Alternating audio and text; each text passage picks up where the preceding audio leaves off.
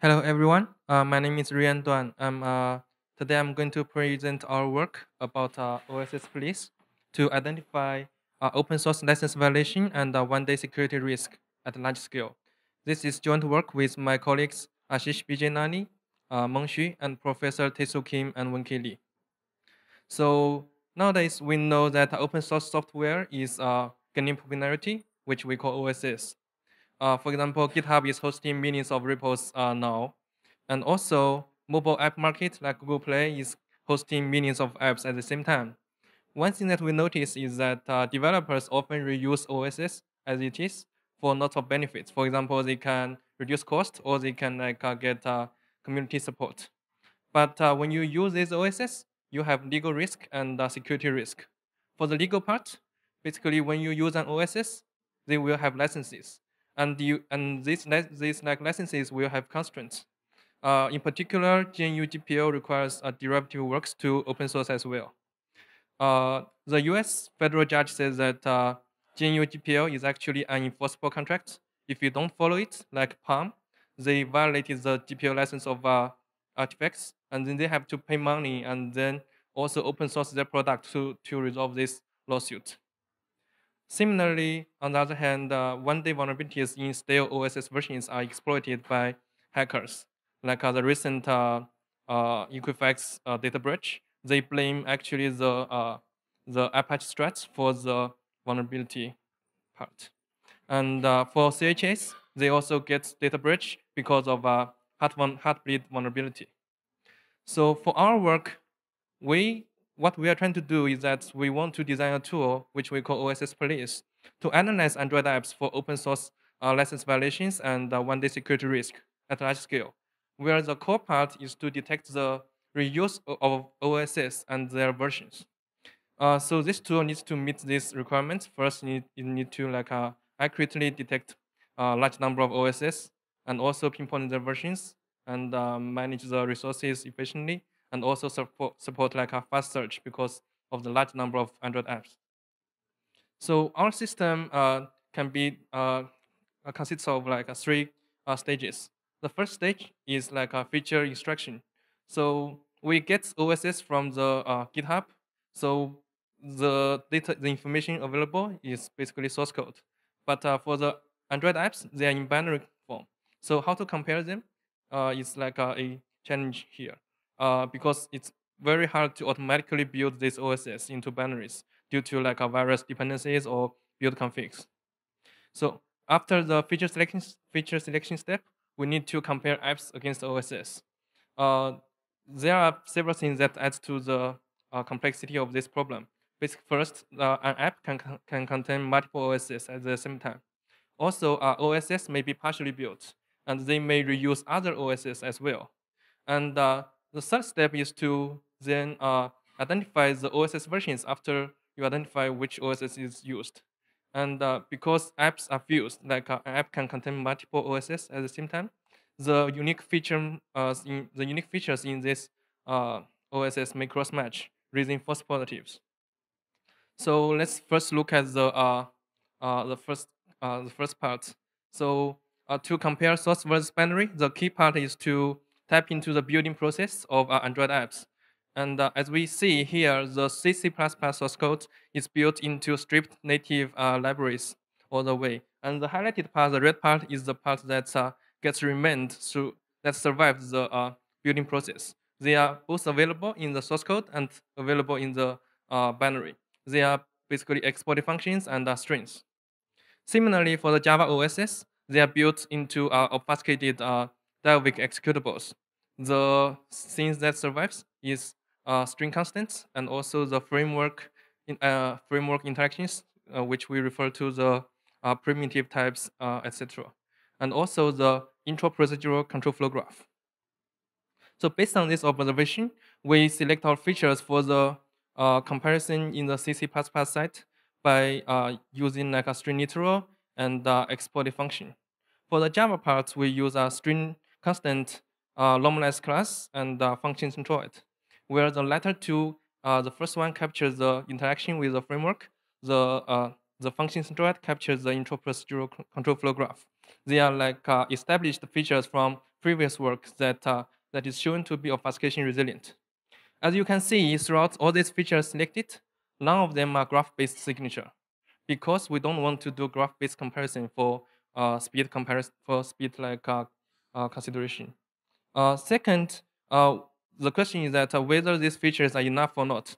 For Java, it's not a problem because the function centroid and the normalized class, they are per class or per function based. But for the CC++ OSS, not every function will have string. Not every function is exported. So we wonder whether they are enough for identifying the OSS. So we basically perform a study for more than 200,000 SO files, and then find that the majority of them have more than 50 features, which we believe is a fair amount of OSS fair amount of percentage that shows that OSS can be identified using these features. Uh, Another question that we may have in mind is that can these features be used to uniquely identify the OSS? So we studied more than 100,000 OSS versions and find that the majority of the CC++ OSS can be uniquely identified using these features.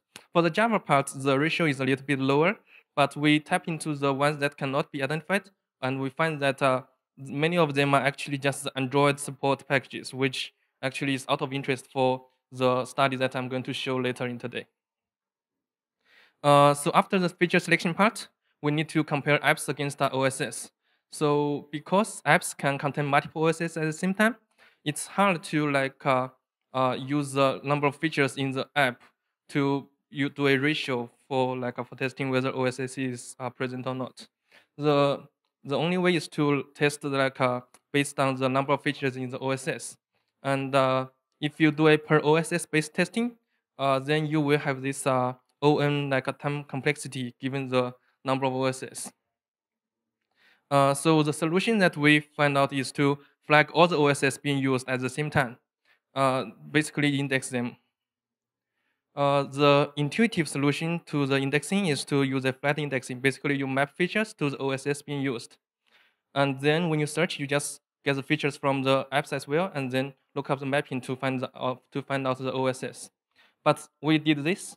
We find that this flat indexing quickly blows up the memory table, blows up the indexing table to 90 gig after indexing only 7K OSS.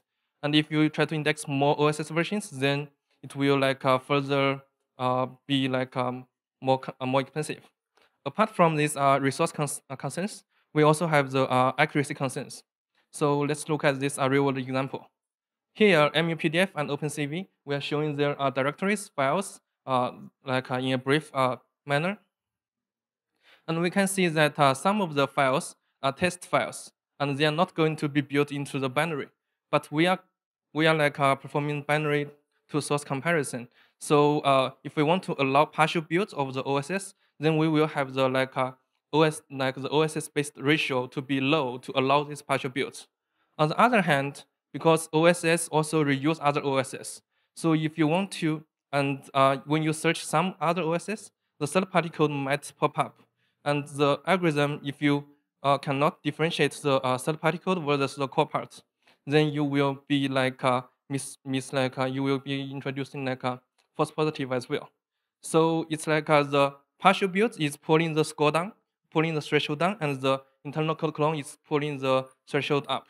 It's a dilemma, and the way to solve this dilemma is to use our hierarchical indexing and matching scheme.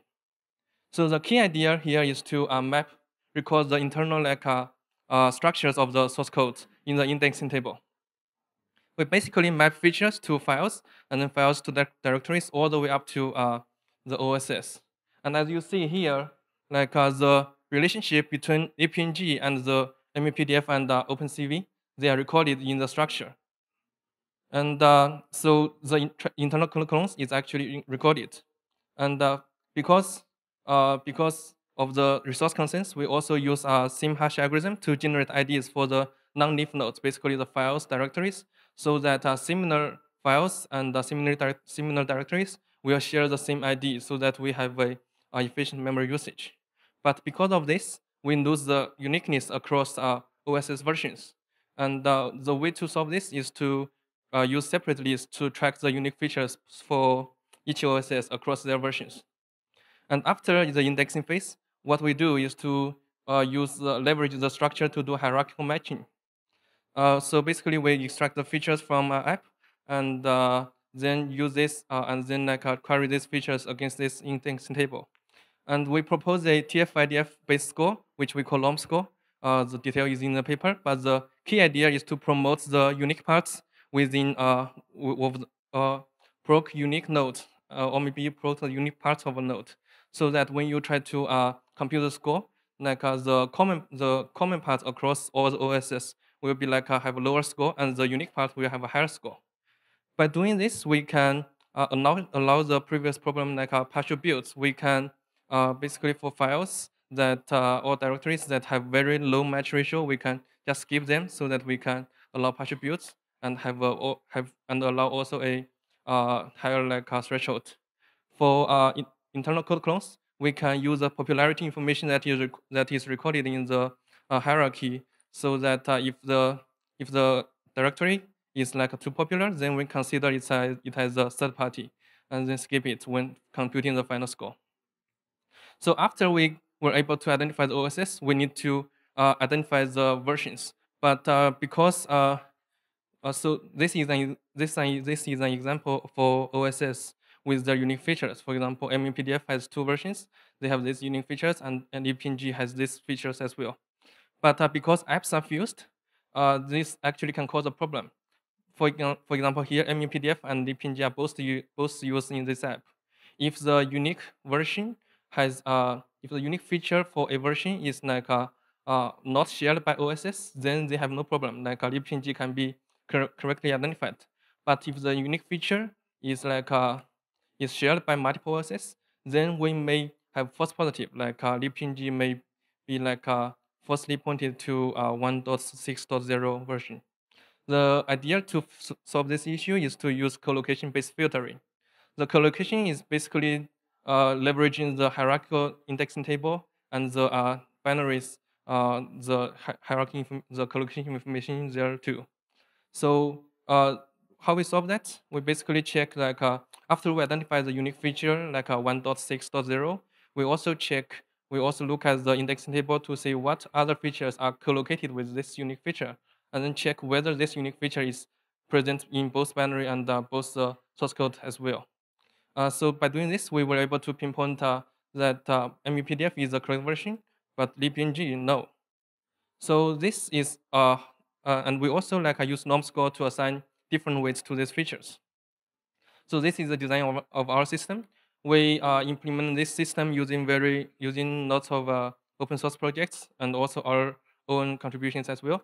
For the data collection part, we use Scrappy for crawling, use Playdrone for Android apps crawling. For the feature extraction, we write our own Collocation-based parser and Nexer to extract features from source code.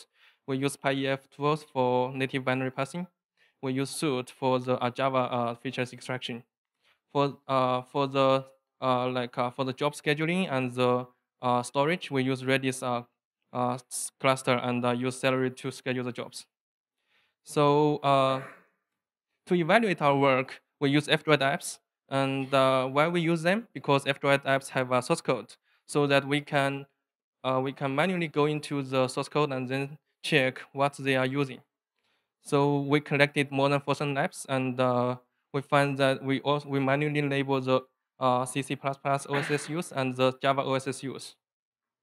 We compare our system with the state-of-the-art in CC++ OSS detection, and we achieved better performance in terms of precision and recall.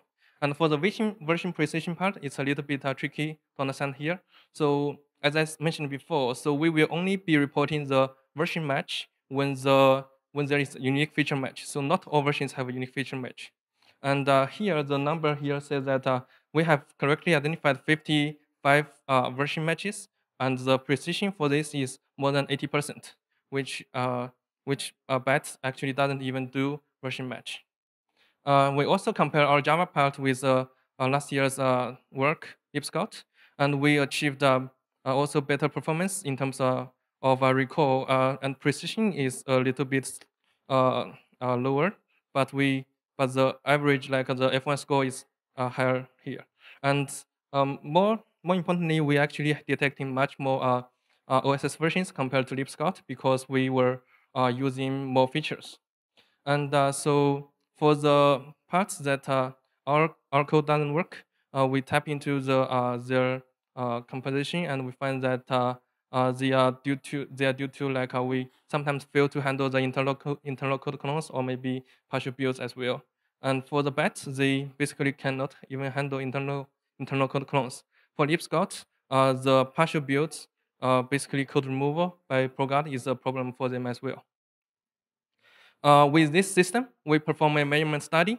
We collect CC++ from GitHub with more than 60,000 OSS versions, and 30 of them are actually AGPL or AGPL licensed.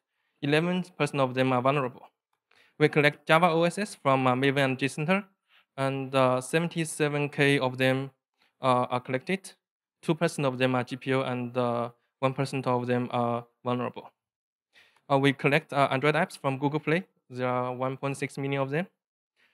So we start by indexing these OSS that we collected. There are more than 100K of them.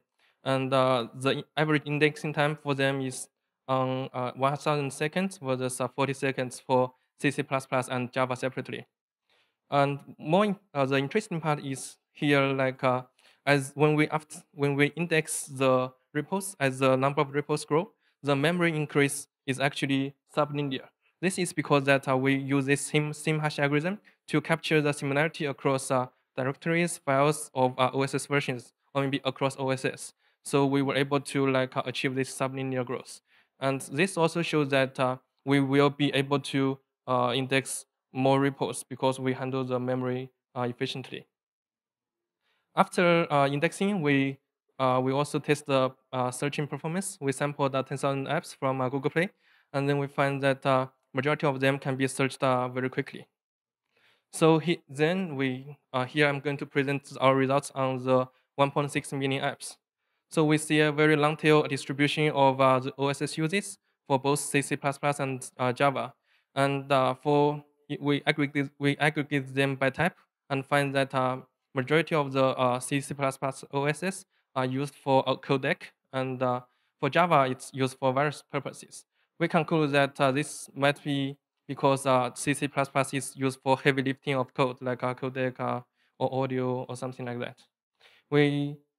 Apart from this, we check the legal risk in the identified results. We find that more than 40K apps potentially violate GPL. We see potential because that GPL actually requires the derivative work to open source. But if they really open source, then they are compliant. So we basically check the app developers' their description of the app and their developer website. If they don't have a link to the open source website, basically GitHub or Bitbucket, then we consider them as potential violator. And as you see, there are more violators in C++ than Java, and the encoding libraries again dominate. This time, Java also has lots of encoding libraries. And we try to understand why they are violating this GPL. So we studied the PDF libraries in the market, and we find that apart from these two, like MPDF and iTextPDF, all the rest, the majority ones, they are actually not free. You have to pay. So we think that they violate this GPL because they don't have free alternative. We contacted the OSS developers. Basically, MPDF, they use our list to get new customers. They're happy.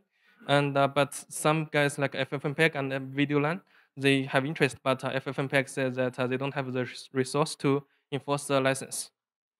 PGSMP and iText, they are not involving.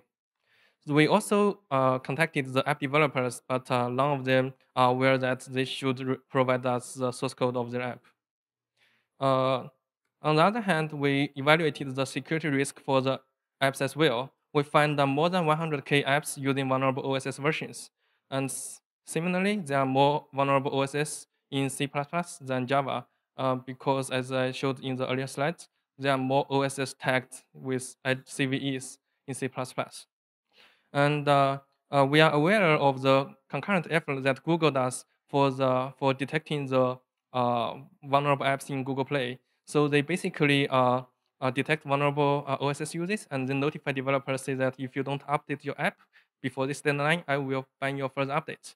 So we leverage this claim and check that the apps that we detect, whether they're updated after their deadline. And we find that more than 6,000 of them are not updated, which means that either they are not enforcing the policy or they miss the apps.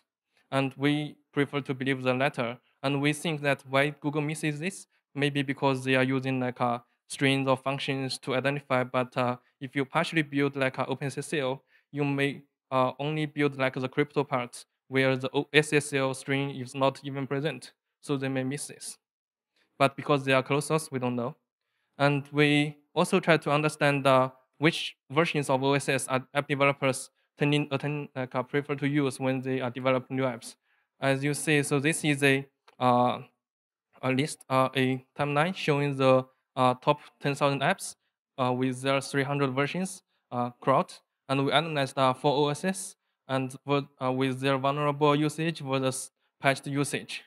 And we find that as time goes on, the number increases means that new app developers are using this OSS. And we find that both the vulnerable part and the patched part increases, meaning that they're actually not aware of the security issue here. And we also want to see that whether app developers update their OSS, in particular whether they update by the policy from Google. So we checked the MOPUP, which is enforced by Google, and the OKHTTP, which is not enforced by Google. We find this sharp increase of patch usage, meaning that Google's notice is actually valid. But we also see the remaining part, meaning that although they are able to mitigate the problem, it still remains a problem because some developers simply put up the app on the market and they hands out, and then they say that we just make money, we don't want to update anymore. So, so this concludes our finding. We also have some limitations and future work. First, as I said, when we check license compliance, we are checking the open source links, but they may have various ways. They can show the link to open source in their app, or maybe they can provide CDs. So it requires manual efforts because this is all about money. And for the obfuscation and optimization, the app developers, they may choose to have advanced techniques to hide their features or to obfuscate their features. But we argue that in this system, we are targeting scalability. Should a new feature that is scalable that can be added to our system, we will be able to handle those obfuscation or maybe techniques as well. Also, for the version pinpointing part, not all versions can be uniquely identified. But again, if new features that captures, for example, the control flow in native or in Java, they can also be used to increase the uniqueness of versions. Also, more programming languages, more platforms can be added as well. So to conclude, we propose we propose OSSPolice, which is accurate and scalable to identify license violations and one-day security risk. And the key part is a hierarchical indexing and matching scheme.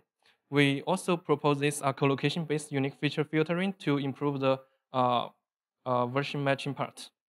We conducted a large-scale measurement and find out more than 40K apps are violating GPL, and more than 100K apps are using vulnerable OSS. And we also presented interesting insights. Basically, app developers, they violate GPL license because they don't have any free alternative. And also, app developers, they will continue to use vulnerable OSS even after Google notifies them. So this concludes my work, my talk. Thank you. I'm ready to take questions.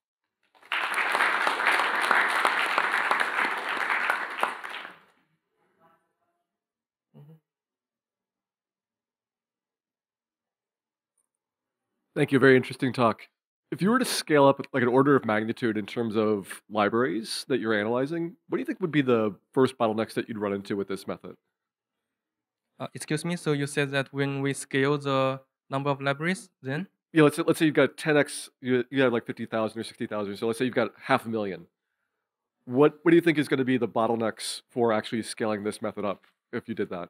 So this can be answered in two ways. First, do we really have the need to detect this large number of OSS? Because when we select this set, we actually already iterate the whole GitHub and then find out all the OSS that has stars larger than higher than 100, and also they are written in C, C++. And if we want to scale to the a larger number, maybe more optimization can be done. But the point is that using this hierarchical indexing, we will be able to have a sublinear memory growth or maybe storage growth. Yeah. All right, thank you. Thank you.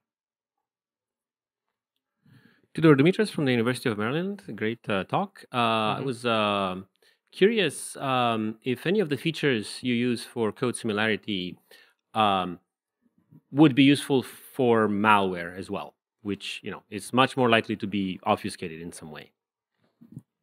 Yeah, I agree. So that's why we say that we are analyzing the behaviors of the benign app developers. If they are malicious developers, then they can choose to hide. But as I mentioned in the discussion, should this be the case when applying this system? Maybe we can either use more sophisticated features, more advanced features, sorry, or maybe use other techniques to try to reveal the things that they are hiding. Right. My question is, can you suggest what features might be robust to obfuscation?